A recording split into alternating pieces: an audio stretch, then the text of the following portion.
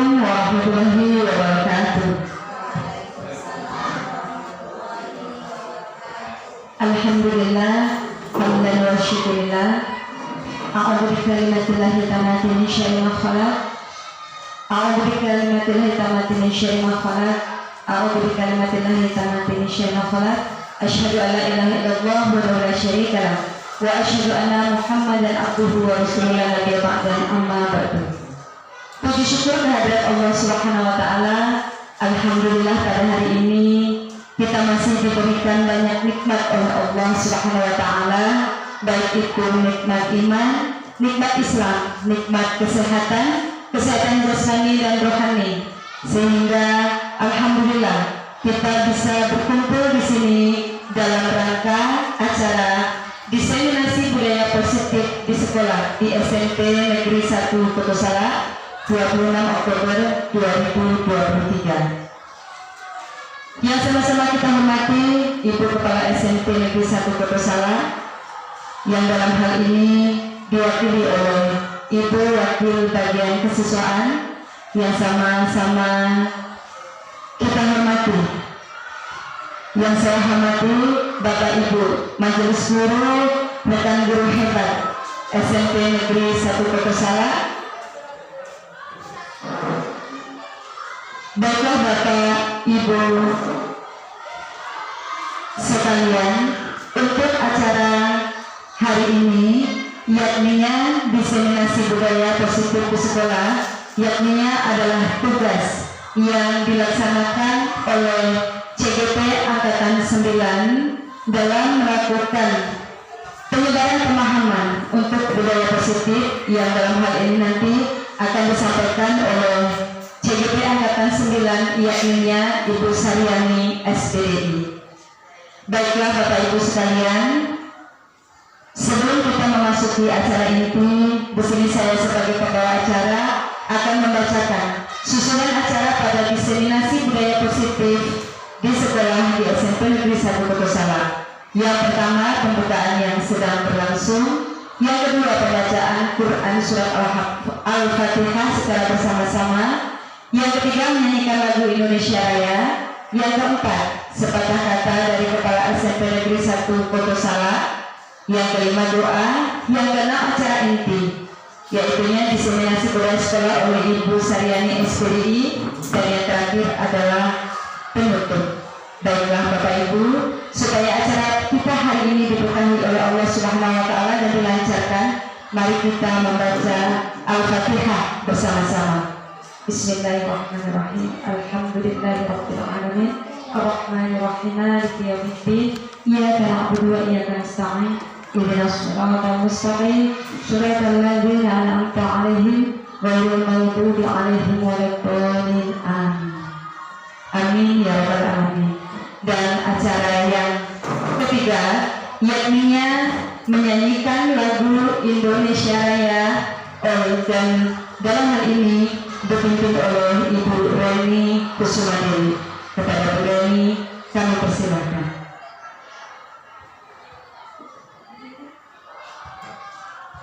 Hadirin dimohon berdiri.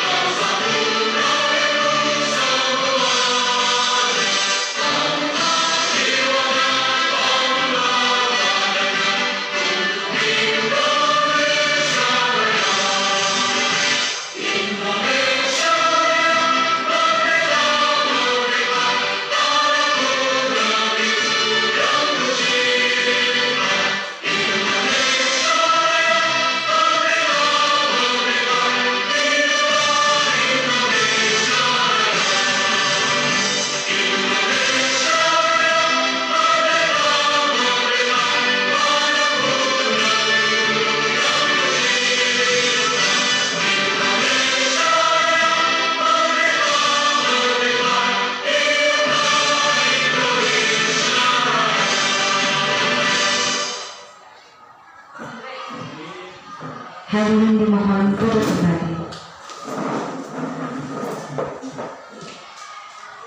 Baiklah Bapak Ibu sekalian, acara selanjutnya yakni sepatah kata dari Kepala Eksekutif Negeri 1 Dr. Salam kepada mewakili yakni yaitu Dr. Hartopi, kami persilakan.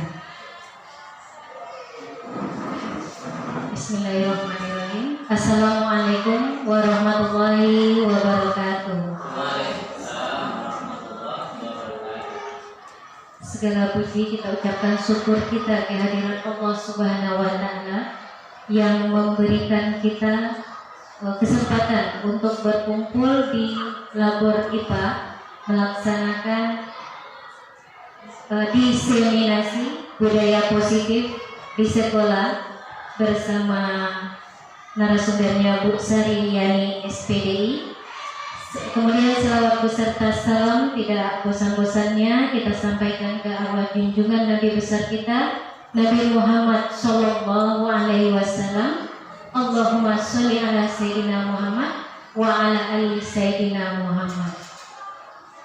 Yang saya hormati Ibu narasumber Saryani SPDI, kemudian yang saya hormati Bapak Ibu guru yang hadir di ruangan ini. Terima kasih banyak atas kedatangannya, atas support yang diberikan kepada Bu Saryani. Kemudian saya menyampaikan ini semoga dengan mengikuti diseminasi ini kita akan membiasakan budaya positif tersebut di sekolah yang sama-sama kita cintai ini. Kemudian kita sebagai guru juga bisa menyebarkan budaya positif nantinya setelah disampaikan oleh Bu Saryani di sekolah kita ini.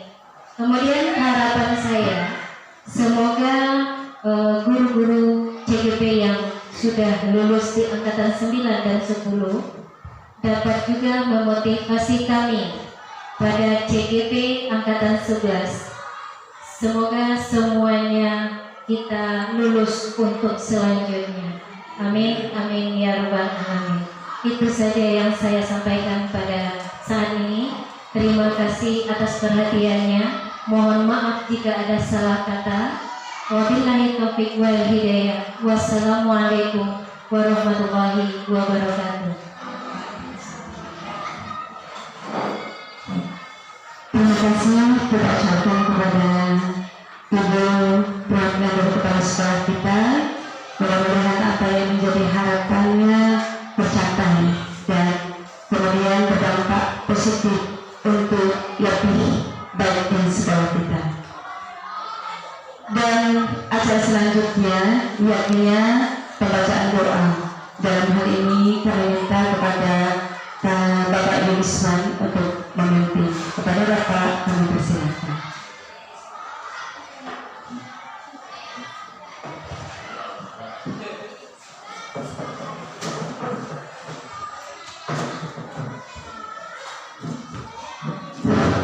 Assalamualaikum warahmatullahi wabarakatuh. Marilah kita menandakan tangan kita.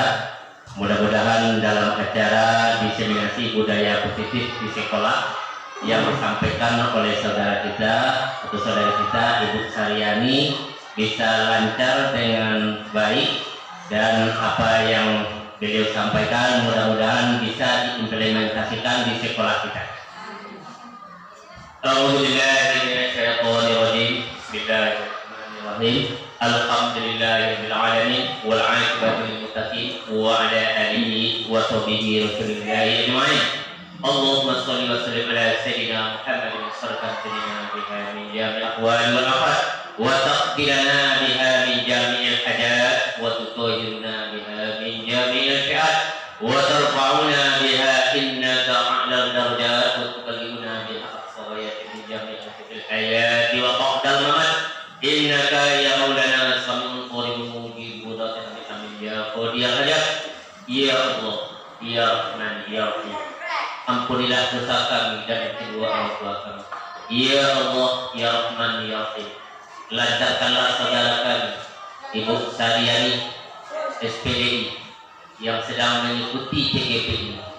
Berikanlah keberkahan dan berikanlah ridho kepada saudara kami tersebut. Ya Allah, Ya Rahman, Ya Rahim. Kami keluarga SMPN 1 Koto Salak, berikanlah persatuan dan kesatuan kami. Berikanlah kekompakan kami. Ya Allah, Ya Rahman, Ya Rahim.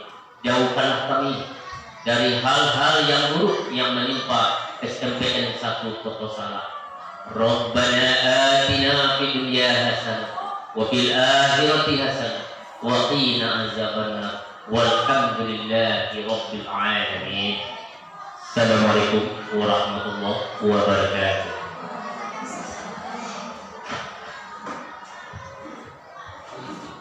Terima kasih kepada Pak Irisman. Mudah-mudahan segala doa kita diijabah oleh Allah Subhanahu wa taala.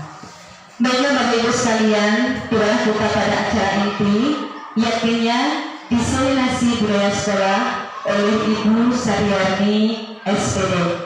Kami harapkan Bapak Ibu sekalian bisa mengikuti materi dengan baik, memahami dan mudah-mudahan bisa mengimplementasikan bersama di sekolah kita. Dan untuk Bu Saryani SPDI, waktu sepenuhnya kami serahkan.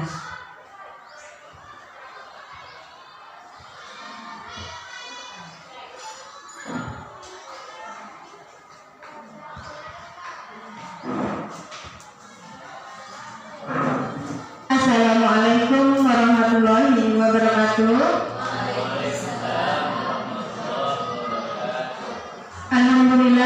Alhamdulillahirabbil alamin, wassalatu wassalamu ala asrofil anbiya'i wal mursalin wa ala alihi wa ashabihi rasulillahi ajma'in. Amma ba'du. Pertama-tama marilah kita panjatkan puja dan puji syukur kita kehadirat Allah Subhanahu wa taala yang mana berkat beliaulah kita bisa berkumpul dalam rangka melaksanakan kegiatan diseminasi budaya positif di sekolah. Salawat serta salam tak lupa pula kita aturkan kepada arwah junjungan Nabi besar kita, yakni Nabi besar Muhammad sallallahu alaihi wasallam. Allahumma sholli ala sayyidina Muhammad wa ala ali sayyidina Muhammad. Yang saya hormati Ibu Wakil Kepala Sekolah, yang sama-sama saya hormati Bapak Ibu Majelis Guru yang menyempatkan hadir dalam acara kegiatan diseminasi ini. Baiklah Bapak Ibu, sebelumnya saya mohon maaf yang sebesar-besarnya lagi dan lagi selalu minta kesempatan kepada Bapak Ibu untuk mengikuti kegiatan saya, dan ini bukan berarti karena kehendak saya sendiri, dan ini adalah salah satu tugas dari calon guru penggerak untuk mengikuti kegiatan ini, yaitu penyebaran pemahaman budaya positif di sekolah. Baik Bapak Ibu, langsung saja. Nah, sebelum kita memasuki kegiatan diseminasi ke materi, kita coba ice breaking dulu ya Bapak Ibu. Baik. Nah, mohon kepada Bapak Ibu untuk berdiri.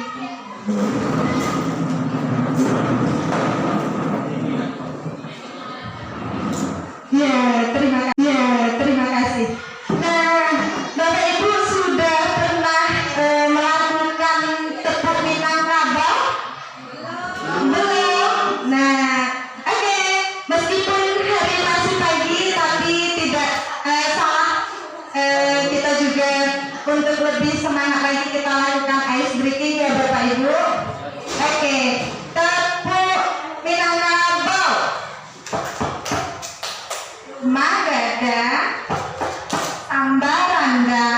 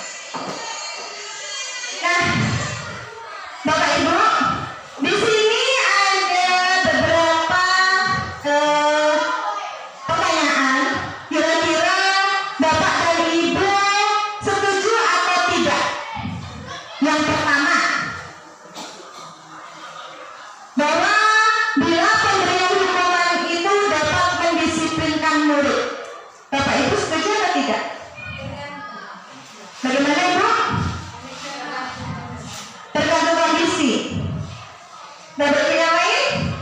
Setuju. Nah, untuk jawabannya kita kunci terlebih dahulu. Nanti setelah mengikuti materinya, mungkin Bapak Ibu bisa, oh iya, seharusnya saya tidak setuju, atau bahkan sebaliknya, oh iya, saya seharusnya setuju. Nah, baik, yang kedua, pemberian hadiah meningkatkan prestasi siswa. Bagaimana Bapak Ibu? Setuju? Setuju. Banyak yang setuju ya? Bisa jadi. Ya, oke. Kita masuk pertanyaan ketiga. Guru harus mampu memberikan solusi untuk setiap siswa yang bermasalah. Setuju atau tidak? Setuju. Kompak ya, setuju semuanya. Dan yang terakhir, guru harus berperan sebagai teman bagi siswa. Tidak. Ada yang punya pendapat lain? Setuju. Ada yang tidak, ada yang setuju. Oke, kita kunci. Nah, Bapak Ibu, inilah pengertian dari budaya positif.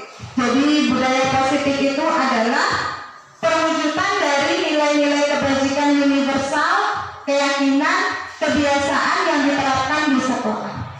Bapak Ibu, sudahkah ada budaya positif yang sudah kita terapkan di sekolah kita? Sudah. Apa contohnya Bapak Ibu?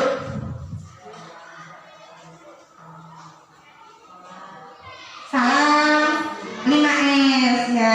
Ada lagi Bu? Apa lagi Bapak Ibu? Membuang sampah pada tempatnya.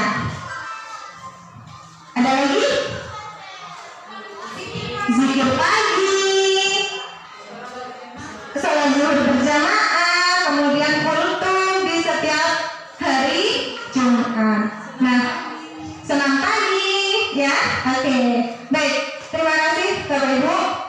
Nah, ini adalah nilai-nilai kebajikan. Ya, nilai kebajikan itu ada keselamatan, tanggung jawab, kejujuran, rasa syukur, berprinsip, kasih sayang, rajin, percaya diri, kesabaran, dan keamanan.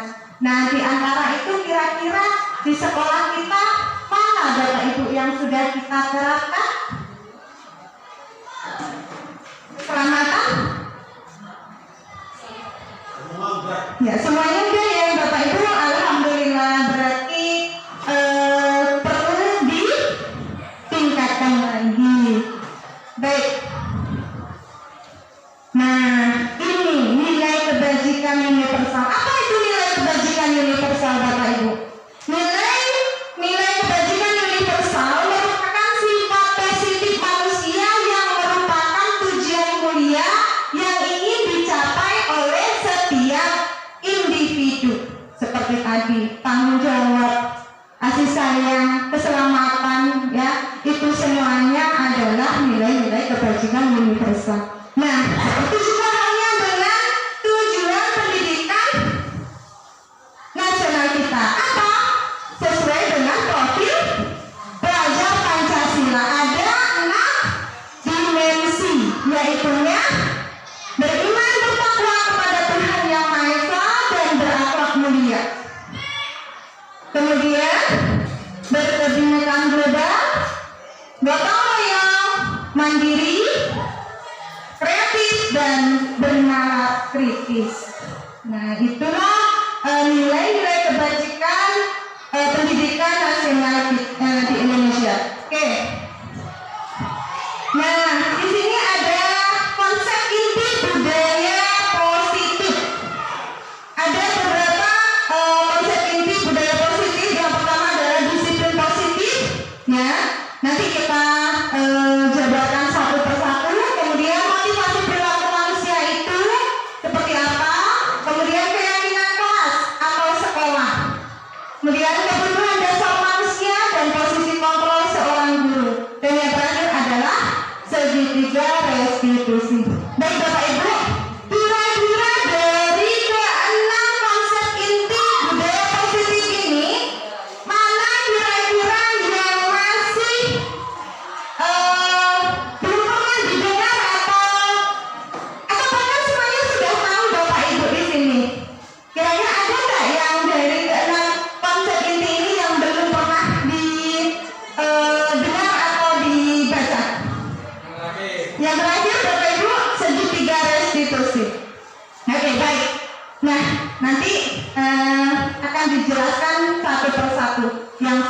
restitusi itu seperti apa?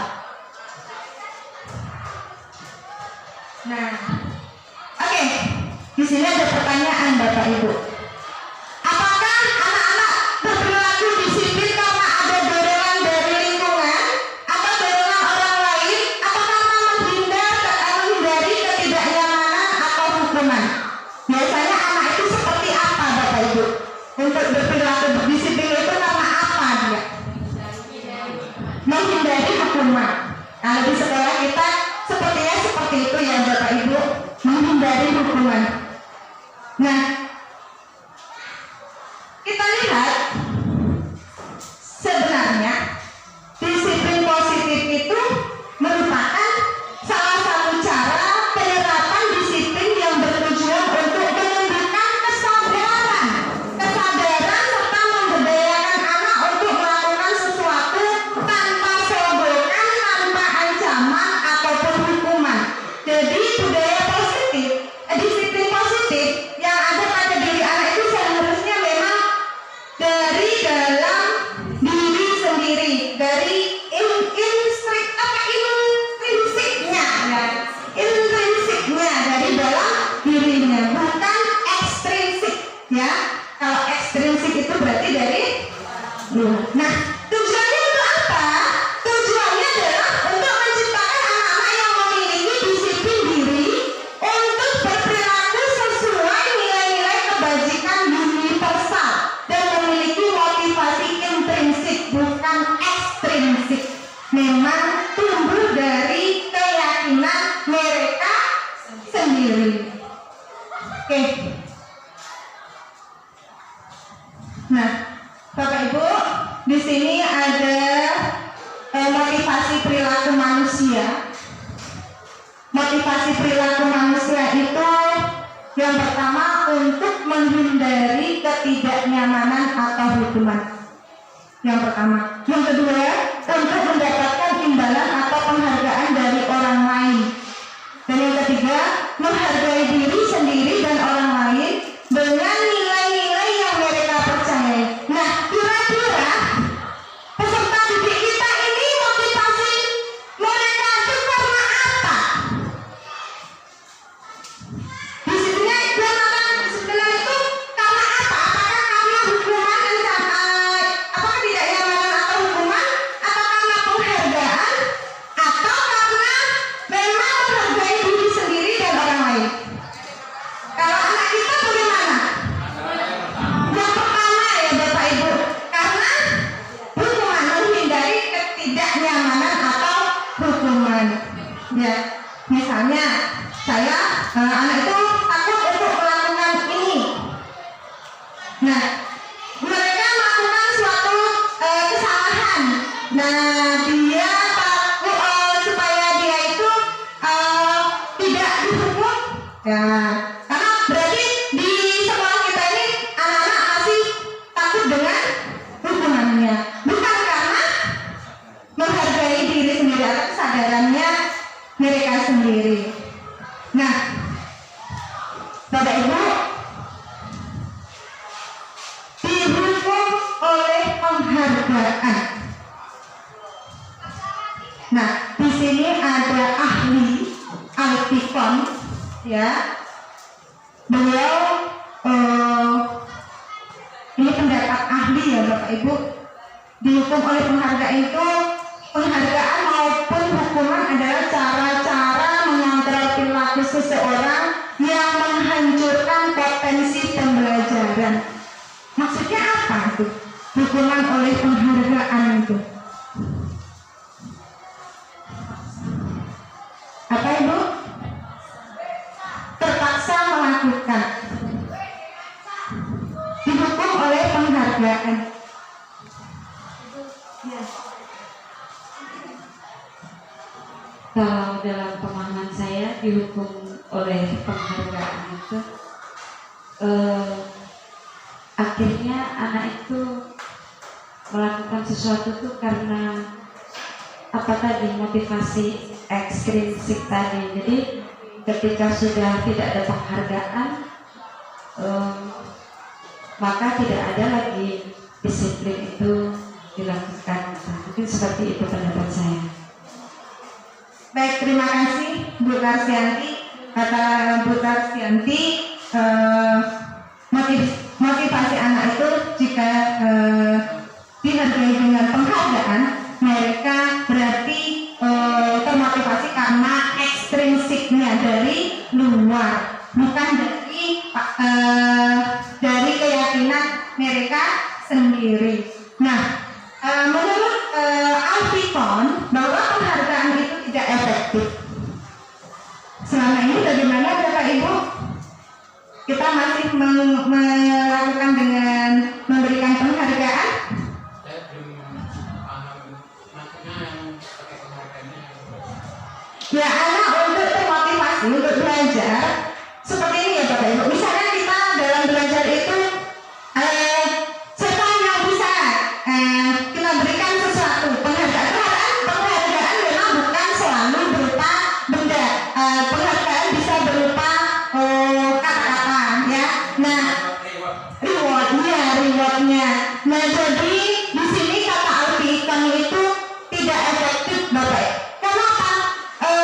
Kadang yang merasa tidak bisa dia pasti hanya dia yang akan bisa menjawabnya seperti itu. Ya, sehingga dia terus yang akan mendapatkan penghargaan seperti itu. Tapi gini Bu, biasanya kalau mengajar kan katanya yang sudah bagus itu harus dikasih report. Apa nak bertentangan dengan teori? Ya, makanya Gambarnya kurang tepat tapi bagus. ya. Termasuk itu. Ya, ada yang bisa menjelaskan Bapak Ibu? Ya. Baik, mungkin sedikit ini menurut saya ya Pak Setianto. Jadi Pak seperti pemberian report gitu ya Pak ya. Mungkin ini menurut saya suatu penghargaan itu memang sesuai dengan kondisi. Artinya tujuannya kita kembali ke tujuan kita memberikan penghargaan itu untuk apa? Jadi di sini tujuannya kita memberikan motivasi. Mungkin di sini tidak berbentuk benda, hanya berbentuk motivasi. Tujuannya untuk memotivasi siswa ini untuk lebih baik. Jadi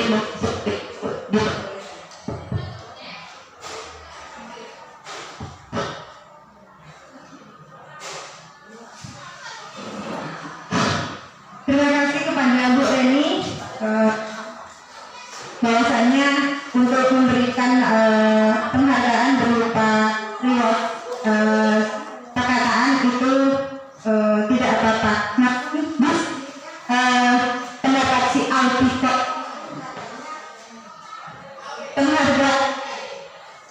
penghargaan itu tidak efektif. Boleh.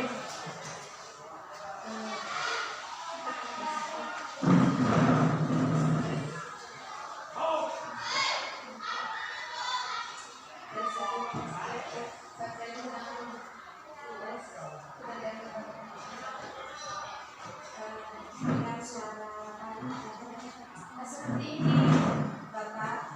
Ini artinya kan penelitian seseorang. Jadi apakah kita mau memakainya atau tidak, itu kan tergantung kembali kepada kita seperti itu. Jadi kita boleh di sini boleh setuju dengan ini, boleh juga tidak. Jadi kembali lagi ke kita. Tetapi memang tidak bisa kita pungkiri kalau penghargaan yang selalu kita berikan kepada orang yang sama terus menerus bisa jadi ini akan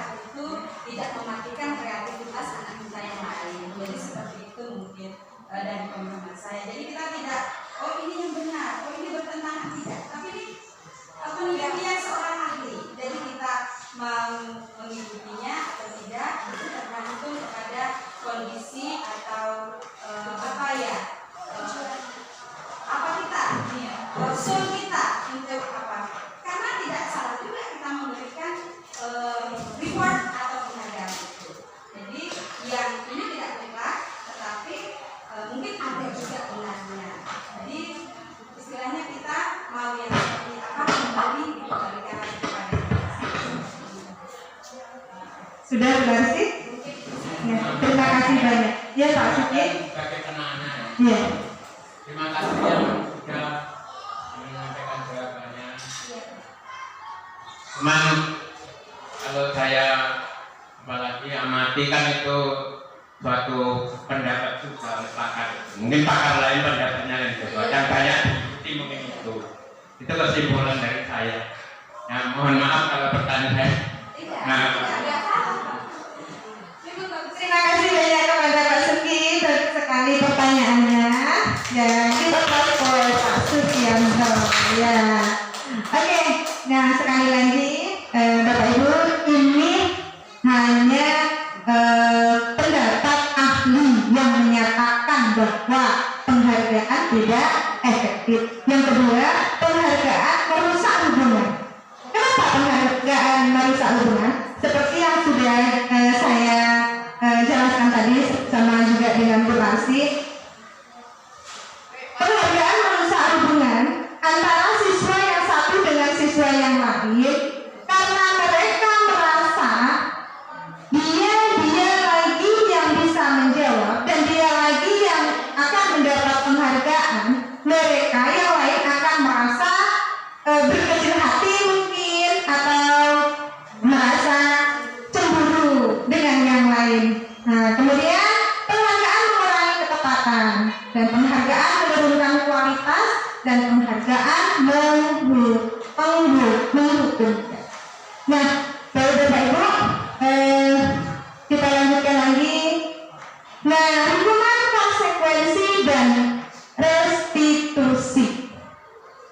Kira-kira Bapak Ibu di sekolah kita kebiasaannya biasanya kita menggunakan yang mana?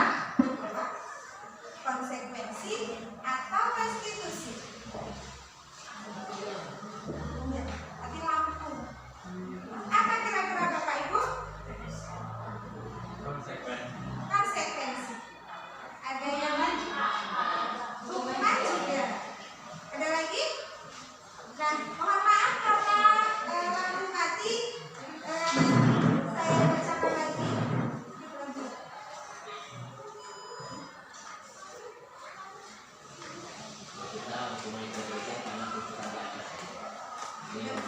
Bagaimana Bapak? Ya.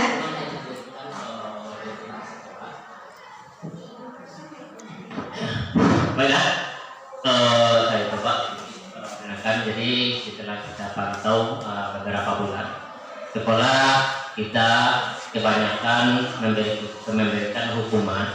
Ini ada rasa-rasa ketakutan, ya, dari pihak yang paling atas atau aturan yang telah dibuat hanya bersifat artinya tidak membuat efek jerah. Contohnya, anak kalau tidak bisa kita suruh baca ayat. Tentu kalau kita perhatikan ayat yang dibaca tadi kebanyakan misalnya surah ikhlas terus. Nah ini. Yang kedua, kalau bisa hukuman yang kita berikan adalah bersifat efek jerah. Kalau sekedar itu baca-baca mungkin ya maaf bisa kita terapkan di sekolah kita. Nah, tetapi maaf sekolah kita ini sifatnya homogen kalau kita lihat. Banyak yang homogen daripada heterogen. Nih, apalagi untuk tingkatan SMP. Ini yang kita katakan. Yang kedua, kita berikan hukuman kepada anak. Ini maaf ya. Kita ini guru ini sama pekerjaan kita dengan memandikan kuda. Ini yang kami pantau ya. Bagaimana kita memandikan kuda?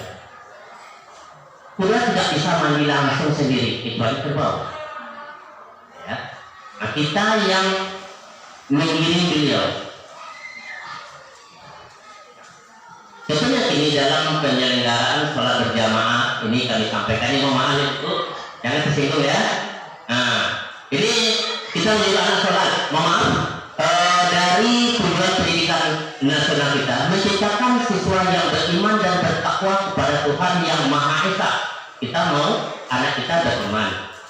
kita bertakwa, apakah kita suruh diri pergi sholat? Ini mohon maaf ya. Nah, ternyata apa? Hanya sifatnya menyuruh saja, tetapi mengimplementasikan belum begitu jalan. Ini mohon maaf ya, jangan tersinggung ibu ya, atau bapak-bapak. Nah, ini, jadi kalau kita mau hasil, tentu kita harus berjuang, kita yang turun tangan. Begitu juga nanti mari kita sama-sama bersihkan lingkungan sekolah kita. Kita ketemu sampah atau plastik, kita tidak saja, sementara kita menyuruh anak.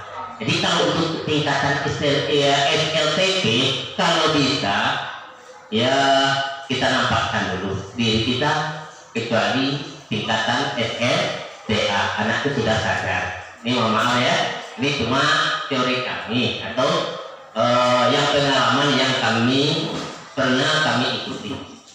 Ini yang saya sampaikan. Terima kasih. Assalamualaikum warahmatullahi wabarakatuh. Saya tadi mengatakan bahwa hukuman yang ada saya contohkan yaitu hukuman konsekuensi. Saya mengambil contoh yang nyata aja. Nah, maaf ini tadi saya dan wakil tadi siapa yang senamnya dari hidup nanti sampai sore. Nah, itu kan kalau konsekuensi siapa yang enggak sungguh-sungguh senang kan berarti akhirnya dia senang semuanya terus, itu ada perubahan. Itu contoh yang nyata yang saya tanyakan. Terima kasih.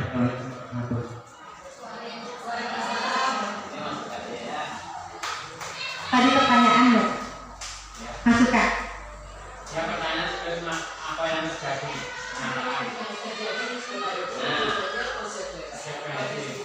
Ya, hukuman kira-kira tadi seperti tadi pagi, anak-anak jika tidak serius melaksanakan senam, maka konsekuensinya disuruh senam sendiri-sendiri. Ya. Nah, kira-kira itu apakah hukuman atau konsekuensi atau restitusi? Kan gitu. Apa kira-kira? Konsekuensi. Baik Bapak Ibu, sebelumnya kita coba lihat satu persatu. Hukuman, sesuatu yang menyakitkan harus terjadi. Hukuman biasanya diberikan secara instan, langsung gitu, tanpa ada kesepakatan terlebih dahulu. Contohnya apa Bapak Ibu? Tidak membuat PR, kamu silakan berdiri atau kerjakan di luar. Atau ada juga yang berdiri hanya bertahan dalam jangka waktu pendek dan memerlukan monitoring dan supervisi terus-menerus dari guru. Nah, jadi kita sebagai guru memonitor siswa tersebut. Nah, baik, yang ketiga adalah restitusi. Nah, identitas sukses ya Bapak Ibu. Restitusi merupakan pilihan. Restitusi, guru bukan mencari solusi ataupun jalan keluar dari permasalahan yang dihadapi oleh murid, tetapi guru mengarahkan bagaimana siswa itu untuk mencari solusi dari masalah yang mereka hadapi. Nah, menguatkan untuk murid atau anak dalam jangka waktu panjang. Nah, jadi anak itu sendiri, misalnya kemarin itu kebetulan saya menghadapi siswa yang tidak buat PR dan dapat laporan dari beberapa guru mapel. Kemudian saya panggil anak tersebut dan bagaimana apa restitusinya. Si A, kamu tahu apa yang sudah kamu lakukan itu salah, tahu salah. Ya apa kesalahan yang sudah kamu perbuat? Saya tidak mengerjakan PR Bu di mata pelajaran di bahasa Indonesia dan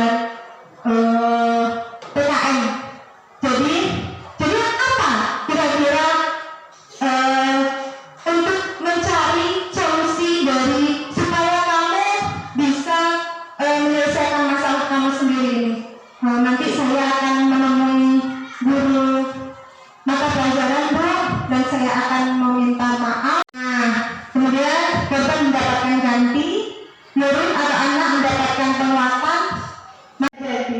Nah, baik Bapak Ibu, ini untuk hukuman, konsekuensi dan restitusi. Sebaiknya kita sebagai guru, sebaiknya mana yang lebih tepatnya? Paling dari tiga ini bisa kita gunakan semuanya, kata Pak Suti. Nah, yang lebih tepatnya kita sebagai seorang guru bagaimana Bapak Ibu? Kita tahu sebaiknya yang mana itu merasa. Seharusnya, ya. Jadi kalau guru dengan sesuatu punya konsekuensi. Konsekuensi berarti satu ya Bapak, Antara guru dan siswa punya konsekuensi. percuma aja kalau fungsi dicari. Iya, Fungsi kan? iya. Bagaimana dengan restitusi Pak? Kalau maksud kita kan kita misalnya gini, tugas kita cuma dua apa? Yang pertama mendidik, yang kedua membina, yang ketiga baru mengajar atau mentransfer ilmu.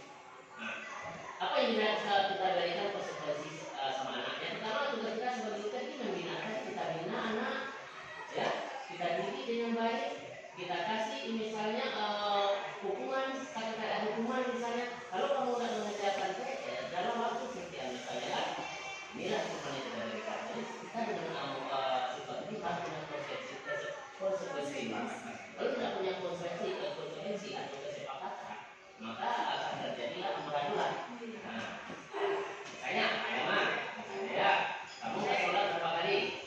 Apa konsekuensi kamu? Saya dapat bahasa Inggris juga.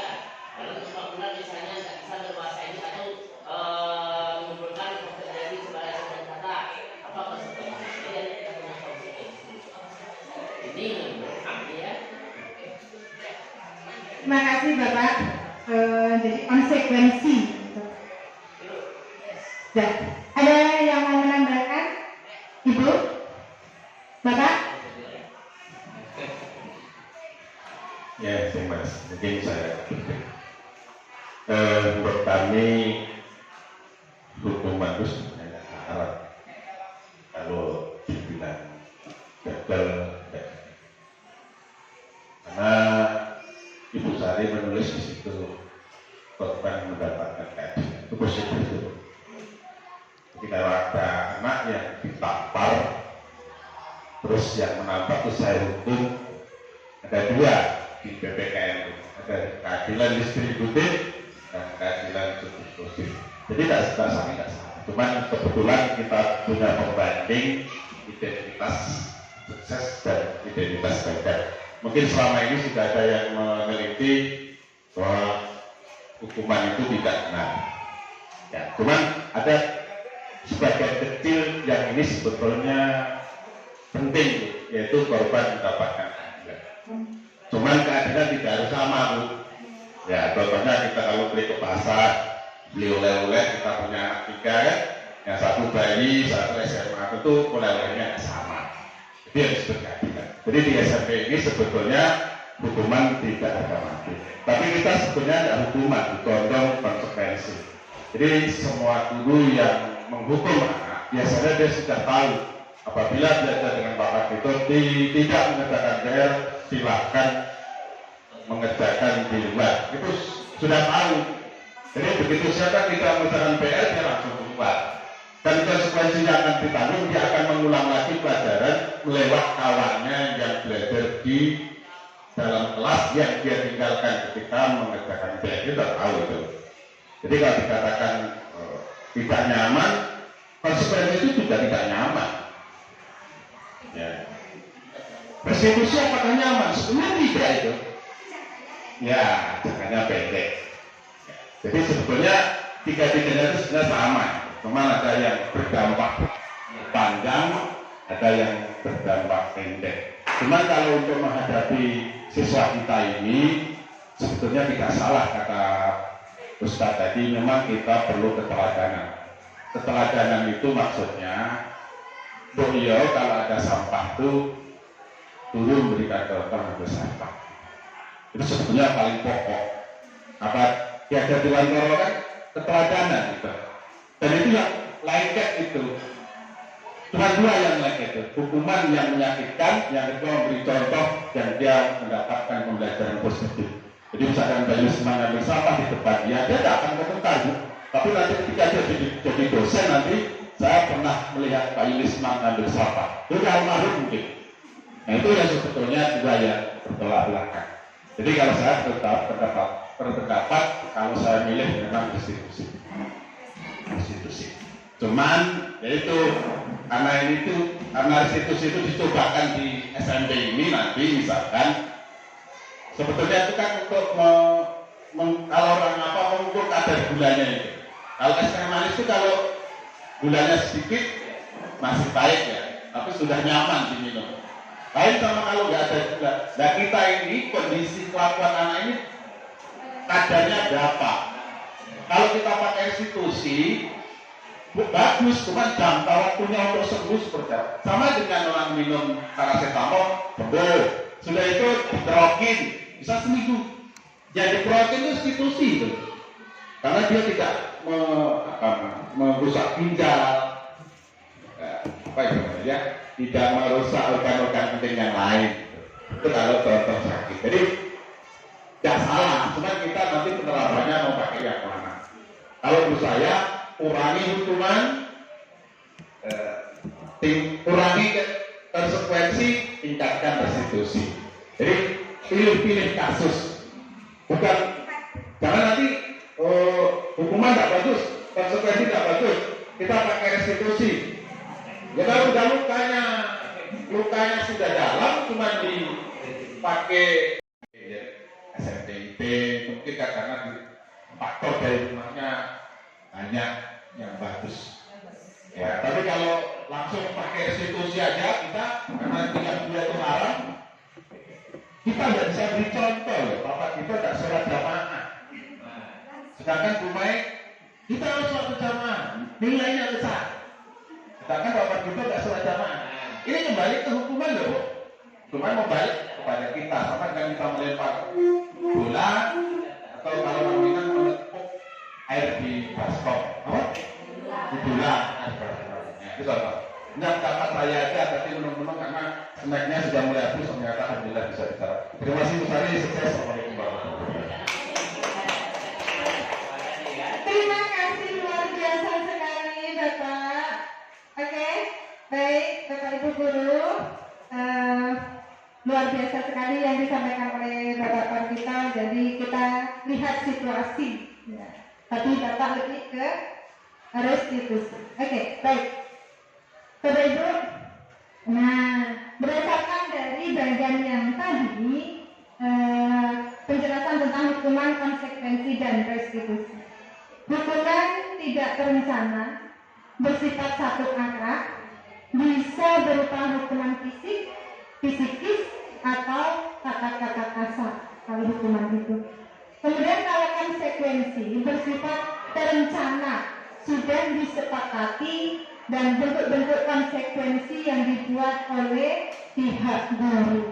Jadi anak tahu kesalahannya apa, nanti konsekuensinya apa. Kemudian restitusi merupakan proses menciptakan kondisi bagi murid untuk memperbaiki kesalahan mereka sehingga mereka bisa kembali kepada kelompok mereka dengan karakter yang lebih baik. Nah, jadi ini Bapak Ibu, jadi pengertian dari hukuman, konsekuensi, dan restitusi. Nah ini Bapak Ibu, kira-kira ini hukuman atau konsekuensi. Yang pertama, mencatat 100 kali di dalam buku dengan kalimat saya tidak akan terlambat lagi karena terlambat ke sekolah. Mencatat 100 kali. Kira-kira ini hukuman atau konsekuensi? Hukuman. Ada yang punya pendapat lain? Ya.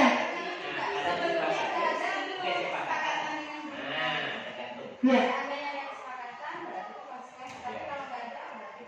Ya, kata berarti tergantung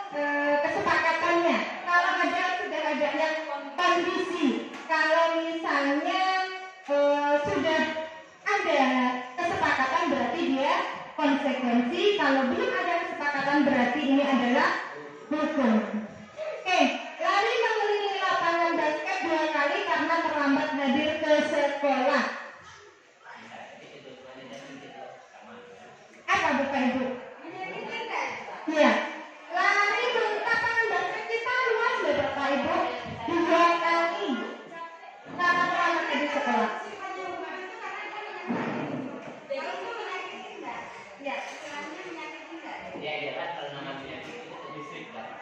Ya, itu kan. Ya. Ya, dia kan menyakiti fisik ya, Bapak. Lapangan basket kita itu sekarang dan luas 2 kali itu. Kira-kira anak itu akan ngos-ngosan tidak? Iya, bisa semaput nggak? Berarti ini hukuman. Membersihkan coretan yang dibuatnya di meja tulis. Ya, ini konsekuensi. Kemudian berdiri di depan kelas sambil mengangkat satu kaki karena tidak bisa menjawab pertanyaan. Hukuman. Nah, baik Bapak Ibu. Nah, sekarang kita masuk kepada mengangkat keyakinan kelas, bukan peraturan kelas. Untuk yang keberapa tadi itu ya. Nah, Bapak Ibu, selama ini biasanya Bapak Ibu membuat peraturan kelas atau keyakinan kelas? Peraturan kelas. Kenapa tidak keyakinan kelas? Apakah Bapak Ibu bisa menjelaskan perbedaan antara peraturan kelas dengan keyakinan kelas?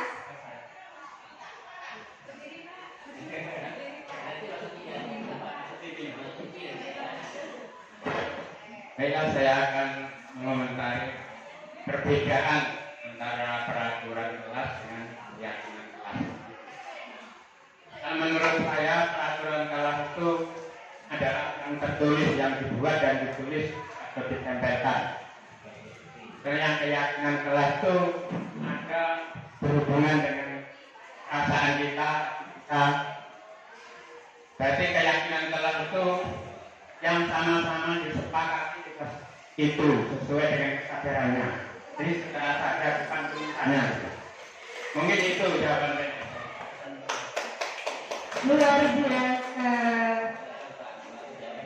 Pak Suki berpendapat kalau peraturan kelas itu berupa tulisan yang telah disepakati dan keyakinan kelas itu berupa keyakinan muridnya tanpa ada bentuk tertulis di sana. Ada lagi Bapak Ibu yang punya pendapat apa itu perbedaan keyakinan dan keyakinan kelas dan peraturan kelas?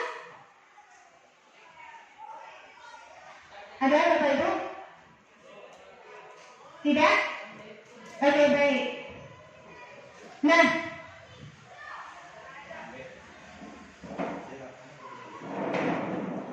keyakinan kelas itu Bapak Ibu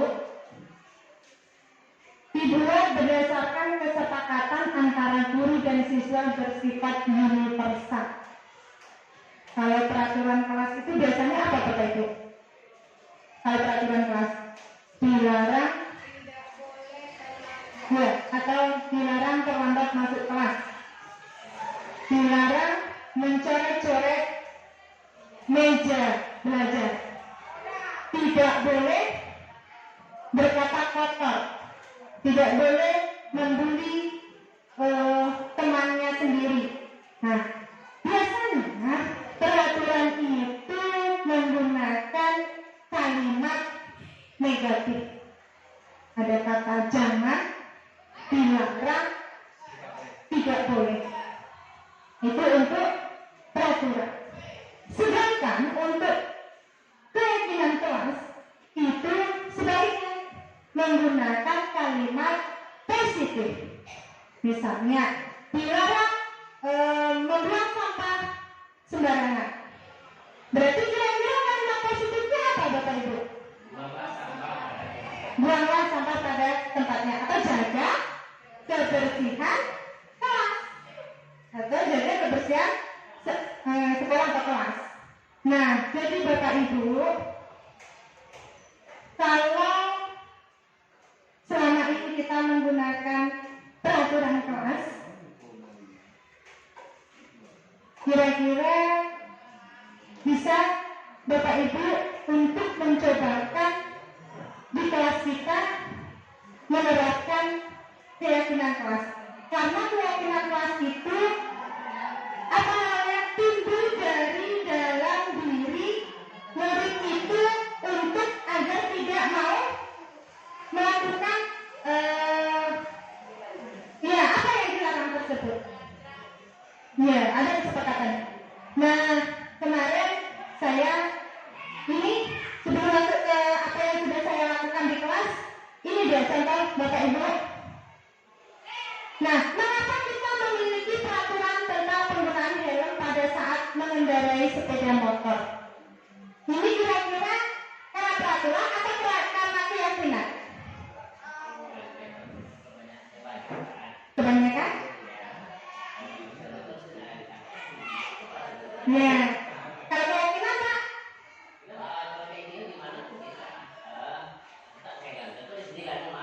Ini kan kita melakukan jalur jalan raya kepada ya. Ya. Nah, coba kalau kita keluar, apa yang Ya. coba kita antara dari sini ke Penang Serigaung. Coba lihat semua sekian persen yang pakai helm. Ya. Berarti kita keluar jalan ke bawah di sana, jalan lintas, kita pakai helm, berarti takut dengan aturan. Aduh. Dan di sini maaf tadi saya lupa. Di sini maksudnya pergi misalnya ya di luar, mungkin keluar ya Bapak. Ketika kita memakai helm itu karena apa? Keselamatan. Kalau karena keselamatan Bapak Ibu, berarti kita ada keyakinan kita.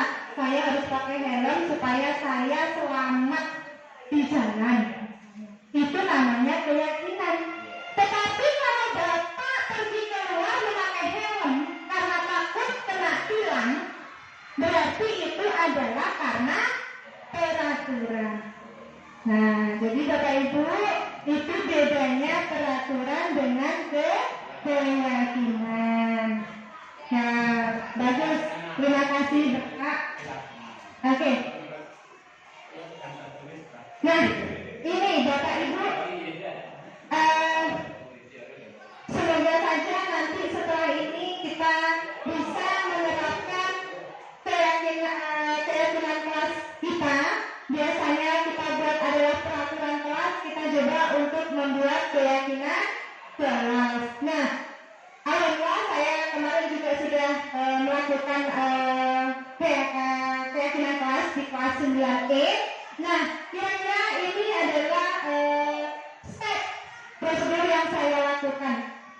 Nah, yang pertama saya jelaskan terlebih dahulu ya, selama ini kita buat adalah peraturan kelas anak-anak. Nah itu ya Bapak Ibu.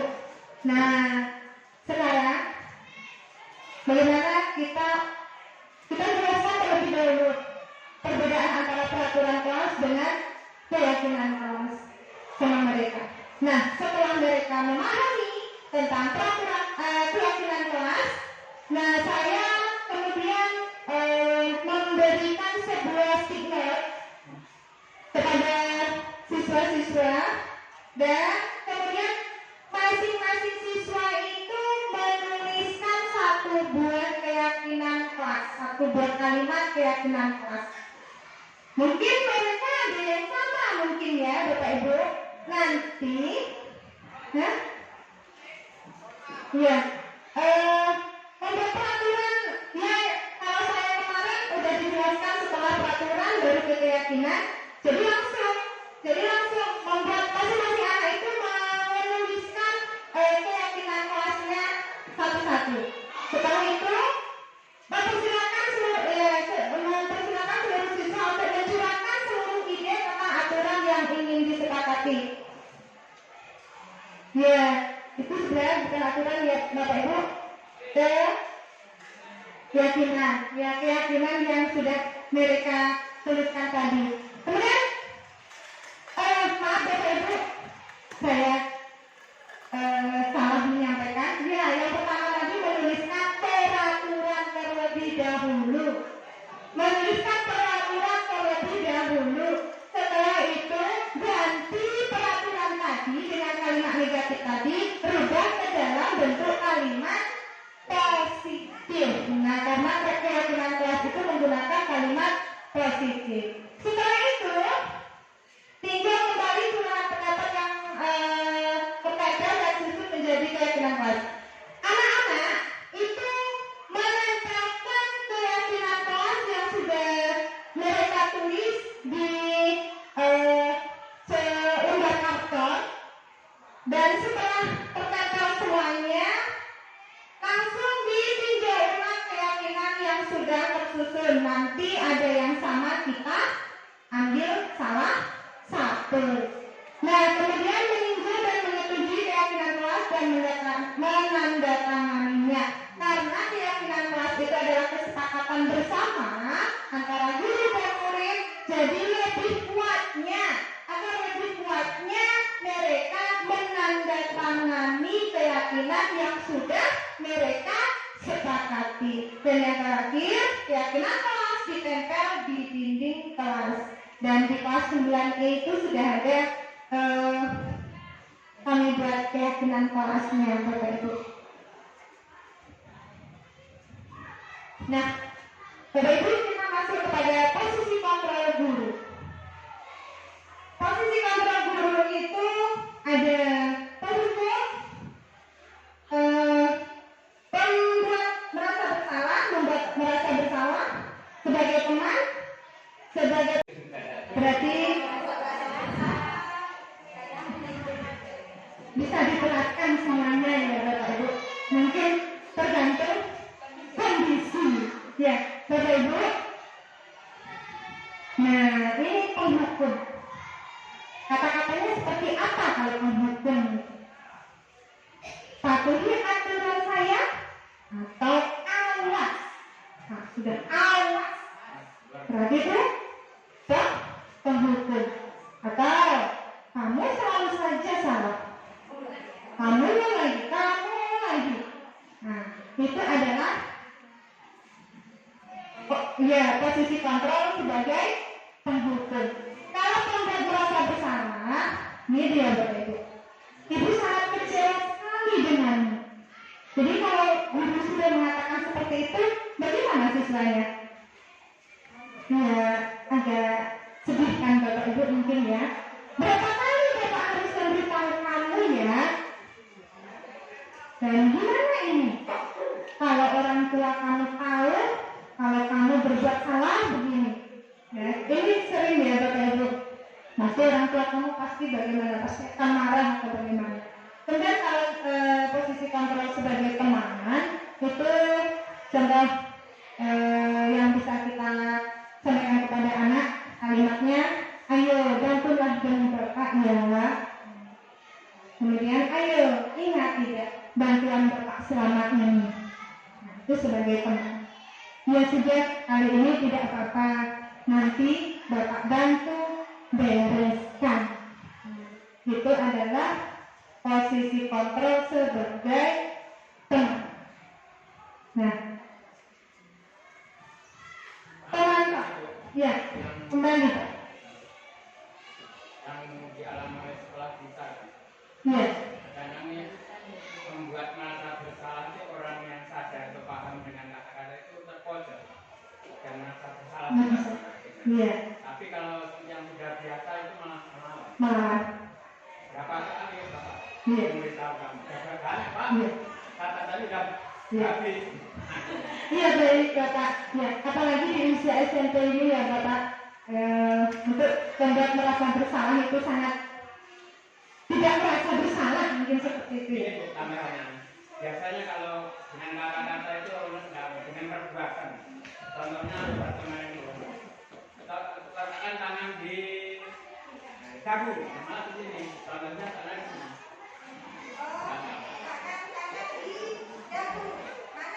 Contoh itu sebaiknya dengan perbuatan dengan kata-kata, bukan dengan kata-kata. Banyak yang tidak diperbolehkan, tidak diakui. Ya. Jadi tidak selalu dengan menggunakan kata-kata dengan menggunakan tindakan atau perbuatan. Kemudian ini kata posisi kontrol sebagai pemantau itu contohnya peraturannya apa? Kamu tahu nggak peraturannya apa? Apa yang telah kamu lakukan itu?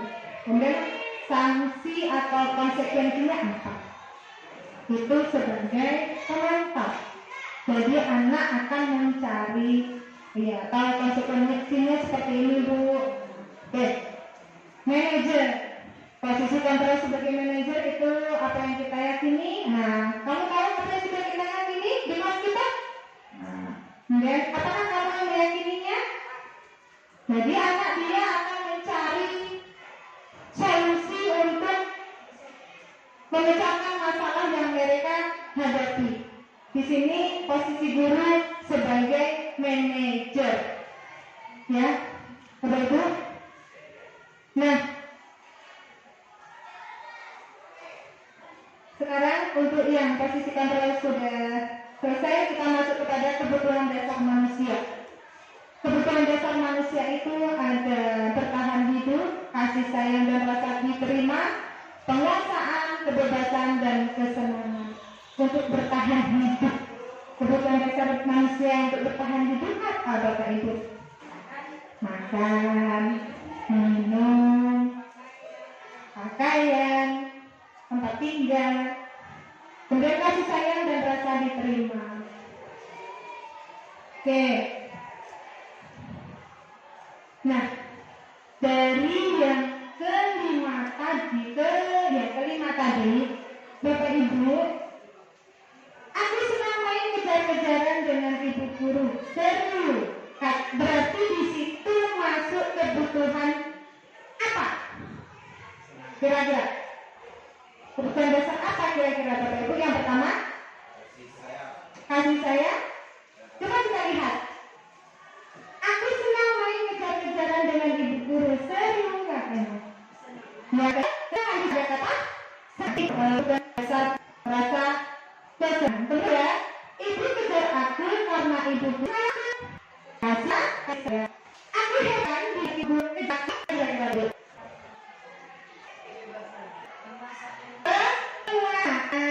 Dan yang terakhir, bosan belajar menulis terus di kelas. Yang dia kepengennya belajar di luar kelas. Ya, refreshing. Kalau Pak Medi, PJOK itu sering di luar. Mungkin anak itu sekali-kali kepengen di dalam. Yang ini Bapak Ibu. Ya, ini yang terakhir Bapak Ibu, yaitu segitiga restitusi. Yang kata Pak Sugi ya tadi, yang masih baru, yang lebih benar. Segitiga restitusi itu ada validasi, menstabilkan identitas terlebih dahulu, kemudian validasi tindakan yang salah, kemudian menyatakan keyakinan. Jadi ada segitiga restitusi. Nah, Bapak Ibu, menstabilkan identitas itu seperti ini. Kalimatnya biasanya tidak ada manusia yang sempurna, nak. Itu ya, saya juga pernah melakukan kesalahan seperti itu. Itu menstabilkan identitas. Atau tidak ada di dunia ini orang yang sempurna. Menurut Randi, perbuatan yang Randi lakukan tadi pagi itu benar atau salah? Nah, kemudian setiap orang pasti pernah melakukan kesalahan. Dan tidak ada di dunia ini orang yang sempurna. Nah, ini adalah contoh ungkapan yang bisa disampaikan oleh murid kita dalam menstabilkan identitas. Dan yang kedua adalah validasi tindakan yang salah. Randi pasti punya alasan mengapa melakukan itu. Anak berbuat sesuatu pasti ada alasan. Anak kadang-kadang tidak tahu, mungkin sering tersebut bagaimana? Ya, kekurangan uang jajan yang diberikan oleh orang tua. Nah, setiap hal yang dilakukan oleh murid, pasti mereka itu punya alasan. Jadi sebagai seorang guru, kita tidak harus langsung memfokusnya. Kita harus menggali dulu apa alasan anak tersebut melakukan hal tersebut. Nah, sekarang ceritakan pada ibu apa alasan. Betul ya Bapak Ibu. Kadang-kadang kita kalau sudah emosi ya langsung aja gitu, langsung marah terhadap murid. Kita tidak selidiki dulu alasannya. Kemudian menanyakan keyakinan. Kita sudah membuat keyakinan kelas kan? Kemudian keyakinan kelas apa saja yang telah kita sepakati? Mungkin anak itu melakukan hal yang salah. Katanya kan keyakinan kelasnya sudah kita sepakati. Apa keyakinan kelas kita? Menurut saya yakini. Kita akan bersedia perbaikinya. Bapak Ibu. Jadi menanyakan keyakinan kelas sendiri akan mencari solusinya. Mungkin meminta maaf jika ada salah dengan guru atau anak sendiri yang cari gurunya maaf dan menyelesaikan tugasnya. Jika ada baiknya, berarti hal ini menunjukkan seperti mandi sebenarnya. Oke, terus. Nah, kembali ke pertanyaan yang awal tadi. Alhamdulillah sudah selesai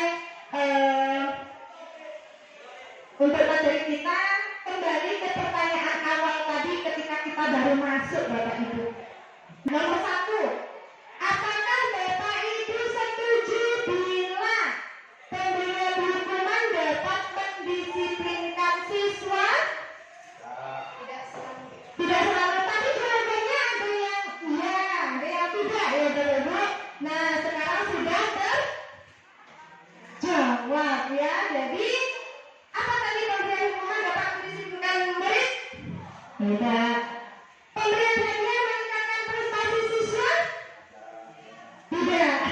Ya, kemudian guru harus mampu memberikan solusi untuk setiap siswa yang bermasalah. Iya. Nah, guru harus berperan sebagai teman bagi siswa. Bagaimana? Ya? Sebaiknya manajer. Ya? Ya. Malah tidak baik. Jadi sebagai seorang guru kita memposisikan diri kita sebagai manajer. Bapak Ibu, terima kasih atas partisipasi dan perhatiannya. Alhamdulillah acara kita sudah selesai. Terima kasih banyak saya ucapkan kepada Bapak Ibu yang sudah menyempatkan hadir dalam kegiatan ini. Saya sebagai narasumber, saya mohon maaf yang sebesar-besarnya jika ada kesalahan, kekilafan. Terima kasih. Saya akhiri. Billahi taufiq wal hidayah. Wassalamualaikum warahmatullahi wabarakatuh. Waalaikumsalam. Luar biasa sekali, kita beri tepuk tangan kepada narasumber kita, Ibu Saryani SPDI, Bapak Ibu sekalian. Dan tepuk tangan kepada peserta hari ini yang sungguh hebat, luar biasa, interaktif, sehingga untuk penyajian materi hari ini berlangsung dengan hidup gitu. Artinya ada respon timbal balik, ada refleksinya juga. Jadi hebat sekali. Tepuk tangan untuk narasumber kita dan untuk Bapak Ibu semuanya.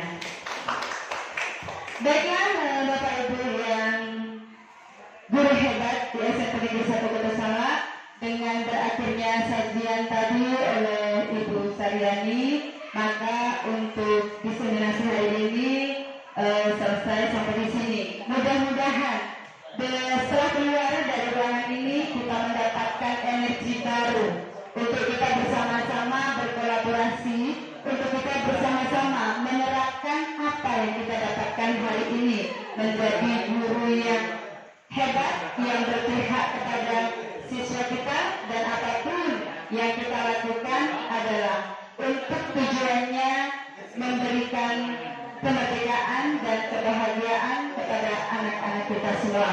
Dan mudah-mudahan budaya positif yang sudah ada kita selalu bisa tingkatkan dan menambah lagi dengan budaya positif yang baru, dan tentunya tidak lepas dari keteladanan kita. Bukankah seperti itu Bapak Ibu? Mudah-mudahan bersama kita bisa. Saya sebagai pembawa acara, apabila ada kata yang salah, saya mohon maaf yang sebesar-besarnya. Saya akhiri, wabillahi taufiq wal hidayah. Wassalamualaikum warahmatullahi wabarakatuh. Waalaikumsalam warahmatullahi wabarakatuh.